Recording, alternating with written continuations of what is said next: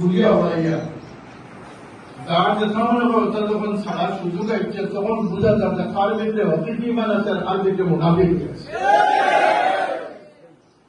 আর এই টুপি দাঁড়িয়ে পাঞ্জাবি আর আলিম আল্লামা হইল যে ইসলামের নিরাপদ মুসলমান এটা বিশ্বাস করার এখন কোন সুযোগ নাই। কোরআন শরীফের মধ্যে ভরপুর আছে।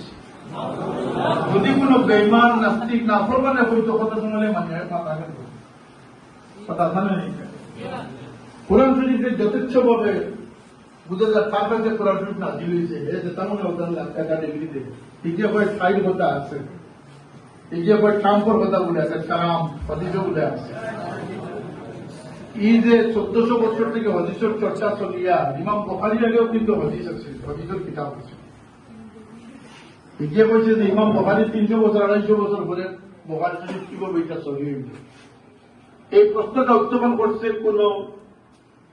কোন স্কুলের মানুষে নয়, কোন গেরুয়া বাহিনী নাই, টুপি পাঞ্জাবি কাবুলিয়ালা মৌলবী নামক কলঙ্কি মানুষের এই প্রশ্নটা উত্থাপন।